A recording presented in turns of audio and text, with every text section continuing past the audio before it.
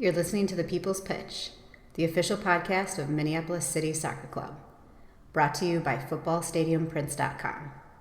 Let's start the show. And as I talked about just a couple minutes ago, as Joe Watt stands over this one, he appears to be the one taking the penalty here. This is a huge confidence booster if you're Duluth. Worst case scenario for City right here. And it stopped! Yes! And it stopped! Totally redeems himself. Matt Elder redeeming himself. Oliver with the right foot. The shot is goal! Oliver! Justin Oliver will break the scoreless tie. And it is 1-0 Minneapolis City. Is Hutton now on the offense with the left foot. Goal! And it is now 2-0 Minneapolis yes! City. Good finish. Nick Hutton taking his quick victory lap. It is Super Cup game week, friends. This is the People's Pitch, the official podcast of your Minneapolis City Soccer Club. I'm your host, John, and with me is the voice of Minneapolis City Game Day, the Nate Morales. Nate, if we weren't already busy, we're about to get a whole lot busier. Are you ready, my friend?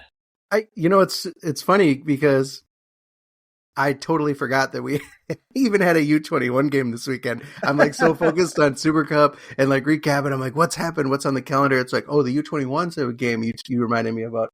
Yeah, I don't know. Hopefully we'll be able to keep all this straight this summer. Well, we're going to have to do our best. I believe in us. But folks, there's only two of us. So, I did sign us up for Instagram today. So, well, hey, that'll be great. Go. Are we influencers? We're leveling up. I think we're influencers. I'll take it, man. I'll take it. Well, and just like that, the season is underway. We've got a recap of the U19 action, first game of the season. Look ahead at Saturday's Minnesota Super Cup opener, along with Saturday's opener for the U21s, and then Sunday's U19 game against Eau Claire's Bateau FC. Yeah, soccer is happening in Minneapolis, so let's get to it. Oh, but first, John, I got a little old granddad rant. Yeah, let's do it. So last week when we were introducing the U19 team, we were talking about our approach, Minneapolis City's approach to the new UPSL Division I, and you threw a little shade at clubs who play in two or more leagues and play the same team across all of them, or play like their top team in their lower division, just so they can dominate or to make sure they get wins. Dominate at a level that frankly they should be above.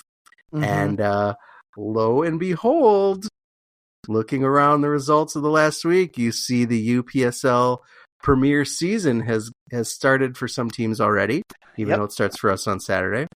And one of the eye-popping scorelines was 9-0 St. Croix versus Granite City. Granite City's falling off the shelf, man. And I was like, whoa, what happened to Granite City? So I opened it up. And I knew that St. Croix had already beat Superior City 4-2. So I looked it up. And across those games, their guys, Carter Thiesfield and Nathan Donovan, have 3 goals and 4 goals apiece. And we're going to talk about it more in a bit, but we saw it at the Nelly a little bit this weekend too. So here's my question, John. Why do that? Why play your top team, your USL2 team, to dominate the likes of Granite City? I don't know, man. Honestly, unless, and we will get into this a little bit more in depth. So I don't want to say the things I'm going to say in a bit, but we're talking about one club versus the other, but pretty much the same theory. Yep. I don't get it unless it truly is a preseason. But then you are stunting the growth of the core that will be made up of the actual team that will play throughout the season. Unless you truly don't have another roster, which I don't believe that's the case for what we're seeing across town in St. Croix. I do believe they have a full other roster, or at least a complementary set of players that will be the core of a roster with, your bench guys. And then ultimately we had this weekend, your fill-in guys.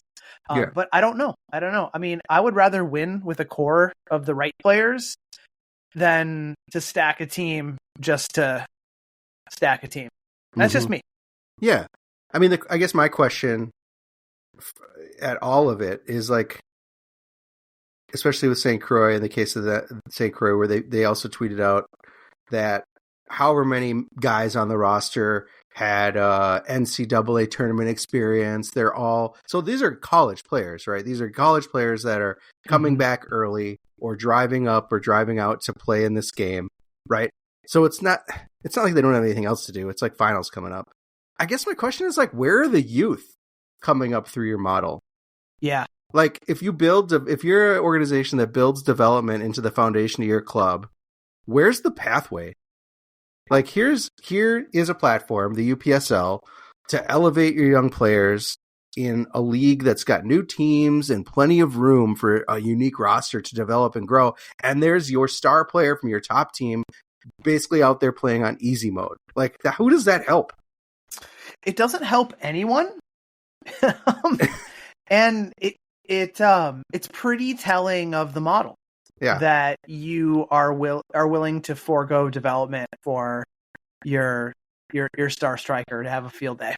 And I'm not trying to say that everyone should only field a U21 and I'm not either. Or U19 at this level, because I think you can see it with like Valora, with probably Bateau, with a lot of these teams, Worthington, Leon. Right? Like they just don't have that capability. They don't have that structure, right?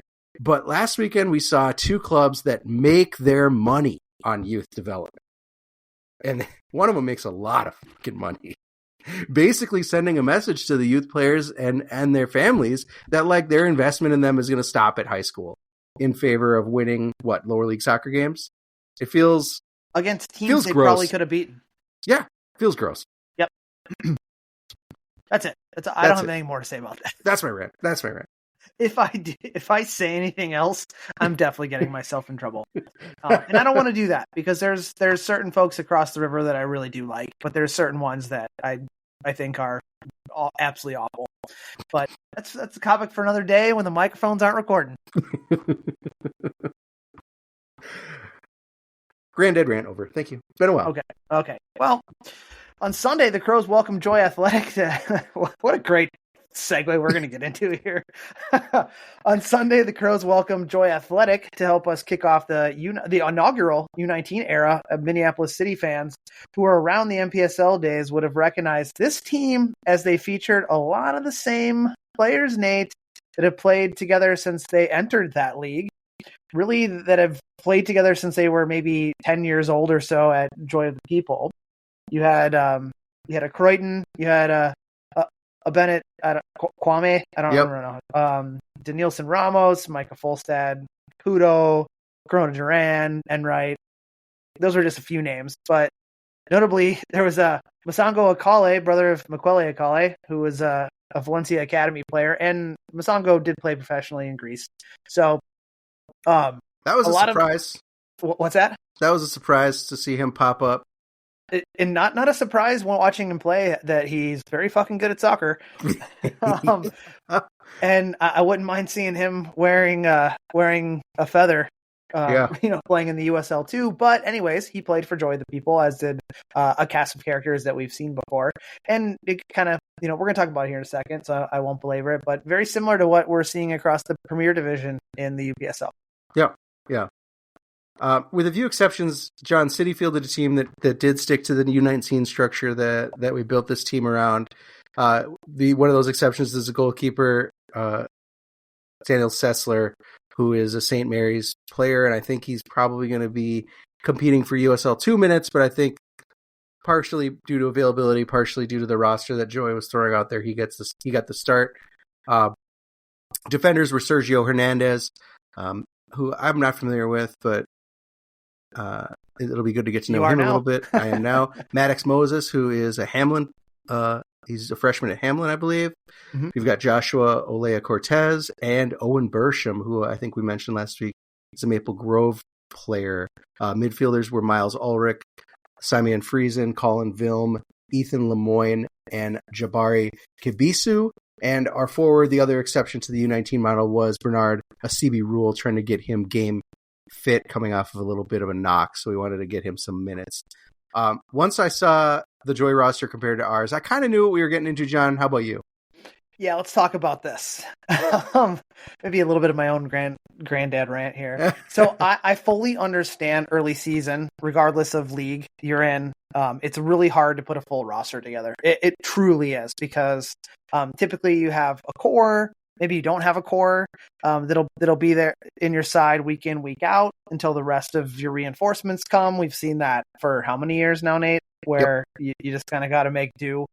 That was not the case with the game we watched. Yes, there were 2 USL2 players suiting up for our side, but it was 2 of them. And they were only in the side for 2 reasons. A, they were available and willing to help out, which you mentioned, Bernard kind of coming off a knock, needing some game minutes. But B, here's the important one. The core of our U19 team, as you know, plays on the same MTA club team, and they had already played Saturday and Sunday before the UPSL match. So to help that, we brought appropriate coverage for load balancing and not to like burn players out. That's not our purpose.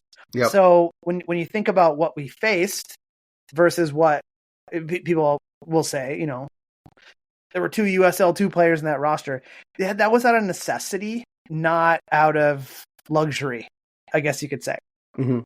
So on the other side of the fence, it was very clear that either Joy only has one team featuring in 2 leagues, that being the MPSL and the UPSL Division 1, or they are treating a match versus Minneapolis City as their World Cup final and pulled out all the stops with 16 players that I counted on the bench in totality that were there, with only one of them that I know that's under the age of 20. And that was their goalkeeper, who was a member of our Futures program last year. So in my opinion, to kind of close the loop on this one, what I saw, Nate, if it walks like a duck and it talks like a duck, you got yourself a duck, folks. Yeah. And so I think when you look at the roster that we put out there, I'm not sure where Sergio Hernandez plays, Maddox at Hamlin, Josh Cortez, not sure there, Owen Maple Grove, Miles Wyzetta, Cy Friesen, I can't remember where he plays. University of Northwestern up there in Roseville, Colin Vilm, Stillwater, Ethan Lemoyne, De La Salle. My point is that these guys they're high school players. They're high school players, and they come from very different programs, different places, right? So it's understandable for me to say that the way the game started was shaky and disconnected, right? These are guys who are not familiar with each other, not sure where each other were going to be on the field. City lined up in what I guess seemed like a 4-4-1-1. You had Miles and Cy in the middle, and Lemoyne and Vilma out wide. Jabari and Bernard were looking to kind of support each other. I think Jabari playing a little deeper in kind of the 10. Mm-hmm. And I think at the start, no one really felt super familiar with where each other would be or should be. And that plays out, in the game film too. This is total first game feeling out in my eyes. Also, what happened was that players outside of Bernard finally got to realize firsthand that you cannot, under any circumstances at this level, regardless of who you are and who you are playing, hold on to the ball for too long or you will pay. And that's exactly what happened leading up to the first real negative thing that happened in the game and to the squad this season, which you're about to get into. Yeah, so this kind of unfamiliarity with each other, a little bit of inexperience, probably some jitters as you get out there and realize like, oh, this is for real. These guys are good. Yep. Yep. Especially when you consider the quality of Masango Akale. That really bit us. Bad pass from whoever the right back was to the midfield, about 4 yards in front of him. Cy Friesen couldn't get to it. And instead it's Denilson Ramos that gets the ball first. Owen Bersham steps and creates a huge pocket of space that Akale just kind of walks into, finds the ball at his feet from Ramos, and is able to just basically walk himself up to net and pass it into the lower right corner. So 1-0. Joy goes up early, and City looked to be in trouble because shortly afterwards, a Joy player was brought down just inside the box, and Zinedine Croton steps up to take the PK. But our big man Daniel Sessler rises to the occasion. He reads the run up. He makes a phenomenal save to his left, and I'm going to say, John, this is when the momentum shifted towards a more balanced game. and Minneapolis City were able to see the half out and go into the locker room down just one goal. What changed? First off, that PK was awful. I think it's so funny. We just talked about PKs last week, we just talked about PKs last week in our grab bag show. I encourage everyone who hasn't listened to that, that's listening to this, to go back 1 week. We just kind of picked some things out of the hat, and one of my things was penalty kicks. And we mentioned they're hard enough as is, and that we both agree that PKs are hard. You need to step up, pick your spot, have a proper run up. And I'm going to put that one in air quotes, and you smash the hell out of the ball into the corner, and you basically mano a mano try to beat the keeper. What we saw is Crichton did not. He thought he had outfoxed Sessler for what would have been, in my opinion, putting Coach Heinen's side in a real bad spot, like you mentioned. But instead, it really was that switch that needed to be turned on, and I think that the kids responded really well. To change the shape of this match after they were basically gifted an opportunity to leave the window open for them. Yeah, and so we go into the locker room, just down a goal, and as the second half started, we saw some changes. So Miles Ulrich, Colin Vilm, I think Ethan Lemoyne and Sergio Hernandez were replaced by Ike Duell at center back, Ethan Brown at left back, Axel Martin at forward, and Olin Franzwell playing deep sitting midfield role. Axel moves into a central target man role. Bernard moves out wide. I thought that worked out really well throughout the second half. It's his natural position, Bernard. Yep. And these are four guys that come in, John, that play together almost every day. And in my mind, it had an immediate impact in the organization connectivity. Do you agree? I totally agree. But I also felt like it was combined with the fact that the players that were on before them that stayed on, and they kind of started to figure out where Joy was weak. And they started to kind of increase the speed of play. And with that, getting faster, I think it exposed Joy being very tired. And I think then it started like waves of attack in volume for the 19s. Agreed. And I think that is truly where the momentum was. It was. I think it was just kind of the perfect cocktail mixture of, all right, we had 45 minutes and we figured out what this is. We belong here. Yep. We made some mistakes. We can clean those up. We can bring on some different pieces that will help clean things up and add something different. And we absolutely can start to go from the back foot to the front foot and start exposing some weakness. Yeah. And City pulled the goal back quickly. The new shift wins the ball. In the middle third, it's Bernard that steps up, intercepts a pass, and his first touch puts it right up to Axel. Axel holds play up a little bit. He lays it right off to Bernard. Bernard drives to net and buries it to the upper left past Drew Mosman, and it's knotted up. And this was, 49th minute? Something like that? Yep, so early. All of a sudden, it's a brand new game. It was, and like you said, and it was wave after wave of City attack through a combination, I would say, of great goalkeeping by Daniel Sessler and some additional infusions on the attacking side of the ball that were really beneficial. Elijah Fearing comes in, Julian Browers. It's a hyphenated last name. Nelson. Julian Browers Nelson comes in. Each of them forced Mosman to make saves. They were attacking from the right side and the left side. Respectively, it felt like City was threatening to win this thing. And I would say at least we had a good chance to draw. What do you think the difference was between that 15th minute, and maybe you already touched on this, the 15th minute and say the 75th minute when it was 1-1 and we were really bringing it to Joy? Well, Nate, what happened is something that I hoped would happen and is super important for this age group of players, Bernard aside. He did joke on Instagram. He got to check his birth certificate. He was 19 on Sunday. They realized that they can play at this level and play well at this level. And they started to figure out things on their own. So you can only really coach players so far until they have to start to read the game and start to problem solve and figure things out another way if the first idea isn't working. And as these players start to climb up the competitive ranks, the ones that continue to do that or have the desire to do that, they're going to have to figure out that the first idea typically never works. And what does work is that out-of-the-box thinking and problem solving to explore alternative ways to complete what they initially think is the goal of the first idea. Does that make sense? Yeah. Mm-hmm. So what I saw was the ball moved quicker, as I noted earlier, and it was being switched from side to side where it was very, very direct in the first half. And I don't know if there was like the crutch leaning on, like, we have Bernard up there, we can get kind of direct, but you could even see his playing style in the first half was like, he had to drop deeper, got a little frustrated because the service was like, I'm not going to like go up for, 20-yard long ball headers. I'm not going to start, just in a track meet with the back line. We will start to play. Yep. So you kind of saw like more combination. And instead of being safe, actually, I'll note one other thing. As they were moving the ball sideline to sideline, I thought that was nice. The back line and even Sessler started to be comfortable skipping layers instead of being safe and playing side to side out of the back. And we finally started to see,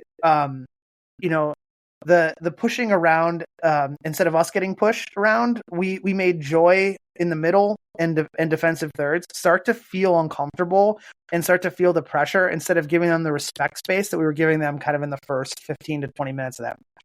Yeah, when you talk about skipping lines, skipping layers, that was a big part of where Bowers Nelson and Fearing were threatening. Is that they're able to get the ball forward to Axel. Axel will hold up play and be able to find them, or just diagonal balls over the top, and those guys can go get it. Like, I think you told me something like the thing about Elijah is he's got the mind of a goldfish. Like, he'll forget the last time. He doesn't care about anything. He'll keep trying it, right? I'll keep making runs. I'll try something else. The ball will eventually get there if you make the run. Yep, and it did. And like I said, he had a shot, a great shot. Well saved by Mosman. Julian did as well. My words saying he was going to get the game winner. Yeah, he almost did. He almost did. But unfortunately, Joy was able to snatch all 3 points at the death with a viper strike from Akale from deep. I would say Joy struggled to get past the combo of Duel, Bersham, Francois, and Brown all half. Absolutely. So Akale decided he'd just let it rip from 30 yards out. And that shot beat Sessler. It just lasered to the upper right corner. It's hard to stop something like that. Like that was a quality strike, man. He had a good line on it, and you could see him start to kind of set to leave the ground to kind of lay out for it, but he thought it was going wide. And guess what? It wasn't. It did not. Yeah, so disappointing in the end, but I thought there was a lot of positives in this initial look at the U19 squad. What were your impressions? The kids can play, man, and they are relentless when it comes to effort, which is super fun to watch. So I encourage everyone listening, please get out there. I mean, the crowd, we didn't even mention the crowd. There's was maybe great. 200, I'd say 100, 200 people there. 200 people that were out there. They're really fun to watch. Go out and watch them. And I think that our goal at this level in our club is exposing these younger players to a different soccer, both in tactics, but also with what types of players they're going to be facing. We've already talked about this, especially when we were kind of doing the lead up into what the league might look like. But we know this league is not going to be super predictable, and we did note that when we were doing the conference preview. But in that, the guys showed, versus likely one of the hardest pieces of competition that they're going to face on the other side this season, in my opinion, with who we saw turn up for Joy. Yeah. And with the ball bouncing a couple of different ways, like that was a winnable game. And it wasn't one of those things that, we talked about what could have been if that penalty would have gone in. There's an opportunity where Joy starts to just have fun and the score line quickly goes from 1-0 to 3-0, or maybe 1-0 to 4-1, and we're in some deep shit. But it wasn't the case, and they fought back. They like I said, they figured out other ways to try things. They ramped up pressure. I think from a coaching perspective, I didn't see one, in a little critical and Coach Heinen here. Not a lot of things to be critical about in his first match in charge of this group. I thought all of his tactics were sound. After that first 15-minute period, which you always knew was going to be a feeling out process, and his substitutions, I thought all made impact. So really, really nice job by the coaching staff, headed up by Scotty Heinen. Yeah, excited for the season, man. Next up for the U19s is going to be Bateau FC from Eau Claire, Wisconsin. Bateau are back-to-back WPASL, which is Wisconsin Primary Amateur Soccer League champions. Why is primary in there? I don't know. It's maybe maybe there's a secondary amateur soccer league. There might be. Yeah. They're looking to take the next step regionally. So here they are in the USL or UPSL Division 1. John, their roster is not online. I looked again today. It's still got like player 1 coming soon. But from the team photo on their website, this looks like a scrappy Stegman's style side. Oh, I love that. Yeah. Do you know anything about them? What can the boys expect? I don't know a ton about them, but I do know enough to be a little bit dangerous here. I think they're gonna run into a side that's very experienced from an amount of hours logged on a soccer field perspective. So within that, you're going to see maybe some players that have played together longer periods of time. When you look at our side, there are some guys who have played, like you said, play together every day in their club backgrounds. But I think it's going to be a little bit more different, a little bit older, a little more experienced than what obviously we have being under 19. They did face that in week 1 against Joy, and they showed they could handle it after some kind of quick growing pains. But what they won't be facing is a former pro striker.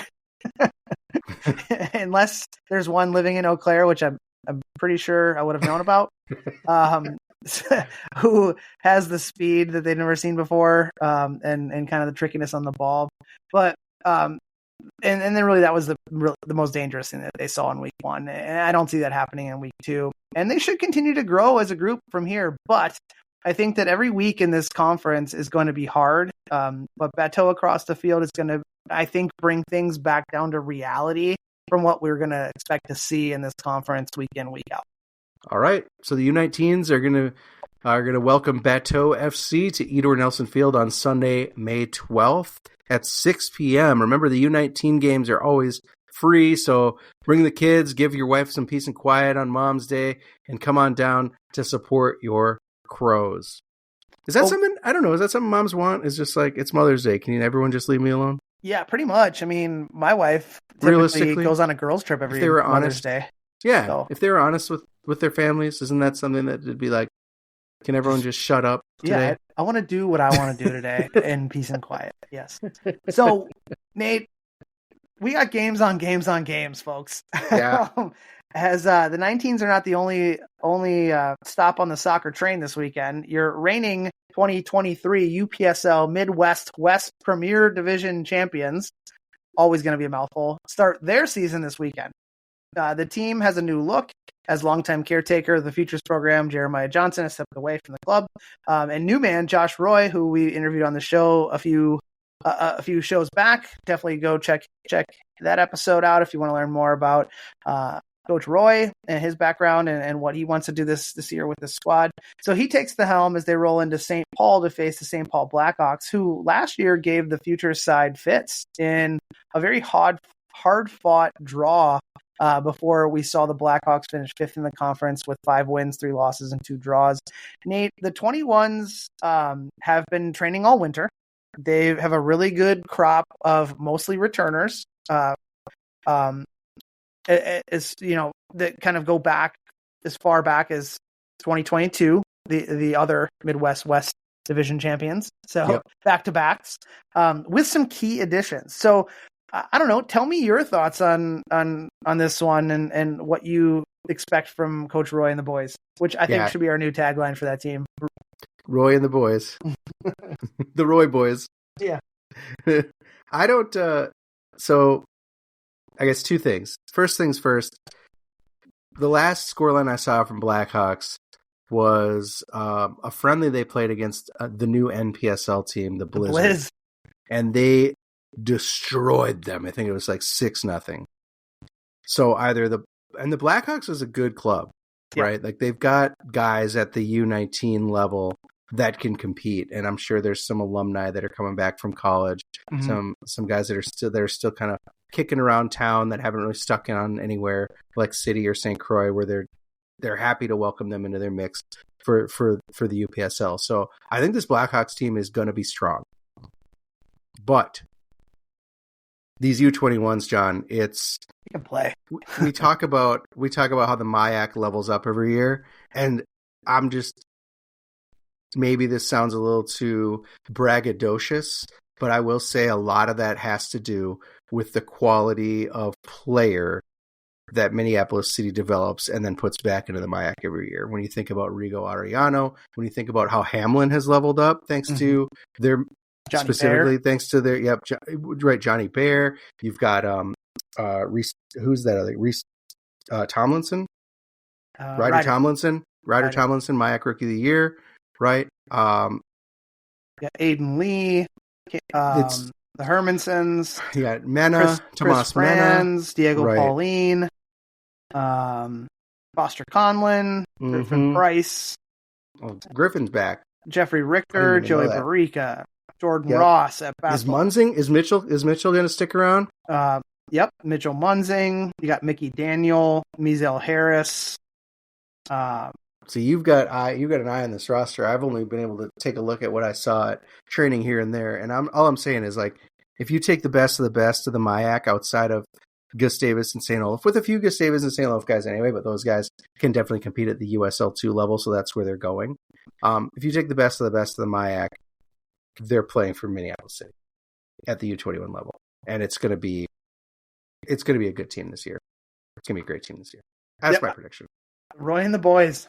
Roy and the boys, man. So next up for these U21s, St. Paul Blackhawks. It's an away game at Humboldt High School, Saturday, May 11th at 5 p.m. Not sure what that stream situation is going to look like because, well, one, it's Humboldt High School in St. Paul, but also two, who knows what the Blackhawks have available. It'll probably be VO, maybe available later on their YouTube. At the same time, we got a conflict because because, as we are about to mention in our next segment, Minneapolis City has another game starting at around that time that most people are going to be focusing on. So if you've got friends or family on the U21s, by all means, get out and support them at Humboldt High School. But Minneapolis City has bigger fish to fry on Saturday. Yeah, we told you people the chaos was coming, and finally we end the run of it with the kickoff of everyone's favorite state tournament, the second installment of the Minnesota Super Cup. Saturday, as the Crows take on Rochester FC. So for those of you that were under a rock all last year, the Minnesota Super Cup was created inside the mind of John Mortensen, who we also had on the show. You can go back and listen to him and talk about his background and how the tournament came to be and why it's here. But essentially, the Cliff Note version of it is it was a way for us to bring all of the top pre-professional clubs together to lock horns in a World Cup style in-season tournament. And last season saw Med City of the MPSL lift the Cup's first crown in the end of the tournament with a back and forth match between the Minnesota United U19 Academy MLS Next team. Med City is no longer with us, but they will forever be the first winner, Nate. Yeah. So I can never take that away from them. Yep. The format's pretty simple. 2 groups of 3 teams. They play each other once in a table-style format, culminating in the top 2 teams from each group going into the semifinals, and then after that, you all know what happens after semifinals. So the 2024 teams are as such. Group 1 is Minneapolis City, and I'm just going to list where all these teams come from. So Minneapolis City, as we know, is in the USL2, UPSL Premier, and UPSL Division 1. Rochester FC, who we're facing, they are another USL2 team, and they also have a UPSL Division 1 team. They did merge with Med City, so that is where I was talking about them no longer being with us. So they decided, in Rochester, why not just have one club instead of 2? So good on them. And then Group 1 finishes out with the MLS Next team from Minnesota United's Academy, the U19s. Group 2, our old foes, Duluth FC out of the MPSL, and then St. Croix Legends of USL2, and also, as we noted, UPSL Premier. And then Force FC out of the MASL, which is the Minnesota Amateur Soccer League, which is a new entry this year, Nate. So giving the state top amateur league that's not pre-professional, I guess you could say, but giving them an entry, which I think is great. Allowing some of those teams to have the opportunity to play in this tournament, I think is great. So Force FC rounds out Group 2. Do you know if that's something they were kind of just kicking around? It was always in the plans. Pull the trigger on it. It was kind of in the works, and they pulled the trigger on it because Med City was gone. I think it wasn't because Med City was gone. It was always going to be part of it. Oh, And because I mean, Med City, and technically Med City and Rochester would have both qualified this year because Rochester finished top 2 right of the Minnesota teams in the USL 2. Mm-hmm. Anyway, so maybe either way, it doesn't matter. They're here and it's going to be great. I think that's awesome. Yep. My question on all this, John, and this is, we've talked about this a long time ago. I know we talked about this, and it's kind of like, who knows what they're thinking. And I know we don't run Minneapolis City doesn't run the tournament. We don't know what John's thinking or what the organizers policy is. But it feels to me like we should this tournament, unless they say you qualified with your UPSL team, so you need to roster your UPSL team's roster. Unless they say that, it just gives such an advantage to Minneapolis City and Rochester and St. Croix. Yeah. And so I hope that we are limited to the rosters that we qualified with. You are not limited to the roster you qualify with. You are limited to the roster you sign up for within the tournament. So there is always going to be the chance that any of these clubs, and it's the reason why in our notes I put down like what leagues these teams are in. There's always an opportunity for any team to draw from anyone within the club, because the club particularly qualifies within each individual category. Knowing that with the roster turnover of an NPSL, USL2, UPSL team every year, you can't go in with the same group. But like we talked about, and we'll talk about it in a second, you're starting this cup off in the beginning of the season for most of these clubs before they even roll the ball out in their respective leagues. You never know who's going to be there. So in our case, yes, it is advantageous for us because we do have multiple teams, but they're all playing at the same time or the next day. So you really have to create a roster that you can succeed in as a club. So yeah. I get it, but I think you're right. It's an interesting topic. So it's definitely something that needs to, we should probably have John on and have him talk through it. That'd be great. It just feels counter to the spirit of it all. Like for the MASL having to basically field an amateur team every year from that level to say, well, we're going to go up against St. Croix, or we're going to go up against Minneapolis City, and Minneapolis City qualified because their UPSL team won their league, but these are USL2 players we're going to end up fielding. Like, that doesn't feel fair. But if you look at it on the other side of the coin, with teams that have multiple clubs that have multiple teams and multiple pre-pro divisions, look at our weekend. We have... Yeah. That's true. And really the line between the rosters is blurry anyway, as we've talked about many times on this episode, across St. Croix, Rochester, it doesn't matter who you are, us, the line there really is, it's tough to say these are only USL2 players or only UPSL players. So I get it. Right. Exactly. So as far as a preview of Rochester goes, Nate, I have no clue who or what is going to be there, other than the fact that Med City typically, I mentioned they merged with Rochester FC. Med City did a really great job of recruiting during their days in the MPSL, and I would have to continue to think that with the merger that you'll continue to see some quality players roll into town, and a mix of mixing them up with some of the local talent in Rochester that in the past has gravitated towards clubs like ours, maybe Duluth, before the inception of the USL2 3 years ago. So until we kind of see the game day roster, your guess is as good as mine, Nate, when it comes to what we're going to see. Yeah, and I was just looking at, my bad, I just had it up. I think Rochester lost their first Division 1 game. Yes, they did. Right, 2-0. I'm pulling up who that was against as we speak, thanks to the magic of the internet. But yeah, they lost that game 2-0 against Skills FC.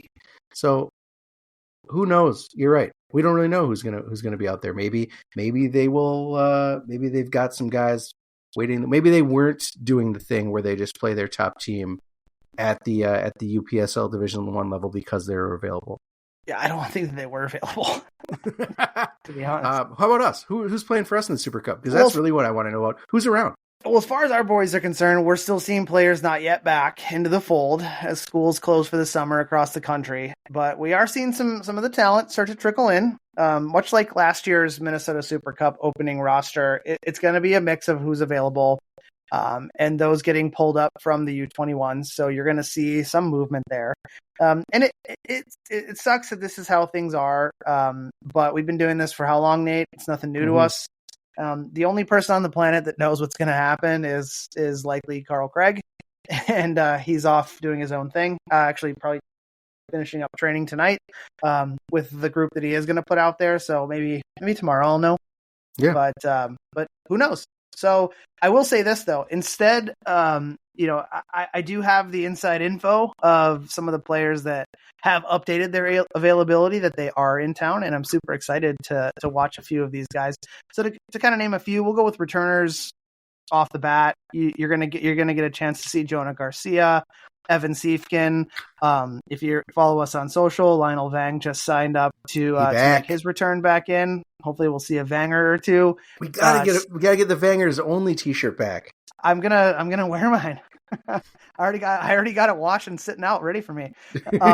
Then Stevie Lamar, Bernard, who featured for the 19s, Carson Pena, and the Kent brothers both are available. So maybe we see that dynamic duo. But as far as newcomers go, this is where I'm getting excited. First and foremost, we're looking forward to see Juan Moreno out of Oral Roberts University, Morgan Olson from Portland, the German Henry Tophoven, Otis Anderson making the switch over from St. Croix to play with us, and then I always butcher his name, Siddique. He'll just go by one name like Pele. Siddique, to name a few. So I'm excited to see these guys kind of have their official careers start with the Murder. Yeah, I mean, Juan Moreno, right? National champion winner with Tulsa Athletic, with our friends Tulsa Athletic, up here with it for an internship, which is hilarious. That he's like also kind of living near you. Yeah. So you get to see him for like lunch. So that's pretty cool. I'm excited to see him and what he can offer. That Tulsa team is so quality. Yeah. So that'll be great. Henry Tophoven, I'm interested to see. I saw a lot of Otis Anderson over the last couple of years in my work with Augsburg, but also through Minneapolis City. So that'll be great to have him on our side as well. And Siddique Diabate, he's just a game changer. He's just been around, and he's just so good. And he's one of those guys where every time we play against him, or every time I see him, I look at you, John, and it's like, why don't we have him? Right. Yeah, I know. And you're like, yeah, we fucked up. He went off to University of Dayton and just like on fire, lit his career up. So yep.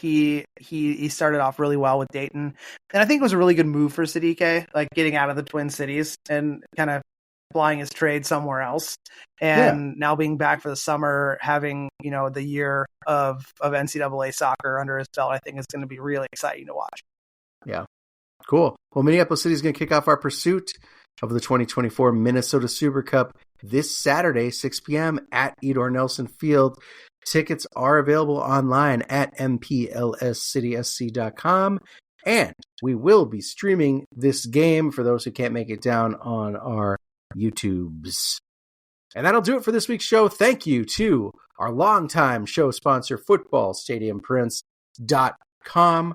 Our friends at footballstadiumprints.com are always expanding their soccer-focused t-shirts, their designs, their prints, and more. And don't forget to use the code CROWS10.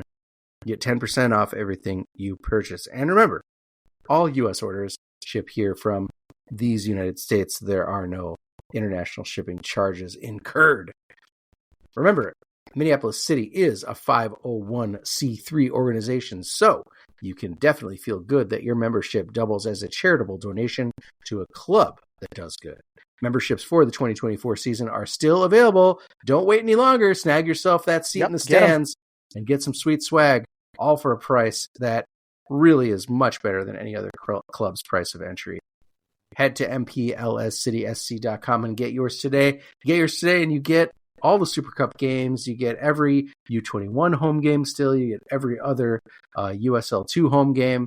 U19s are free. That's just a bonus. Remember, you can always find us on Twitter X at The People's Pitch, and you can even email us if you have any questions or topics you want covered on the show, mcscpodcast@gmail.com. And you can find us on Instagram. We're going to start posting on Instagram this week. People's Pitch. I guess it's The People's Pitch. I'll tell you right now. I don't know. Yep. You set it up. I got it set up. It's The People's Pitch. Search for us. You can also connect with you're following. Of course, you can also connect with the club itself on Twitter at MPLSCitySC. And that's all for this week. God, that was a lot. I'm Nate. That was John. It was a lot this week. It's going to be a lot next week. It's going to be a lot for the next 8, 9, 10 weeks. The soccer content is pouring in. We're going to be back next week with a Minnesota Super Cup recap. We're going to have reactions and previews of the next U19 and U21 match, as well as getting you prepped for the USL2 opener in Milwaukee versus the Bavarians. I'm excited. I'm going. Yep. So much soccer. And you got hooked. Got hooked.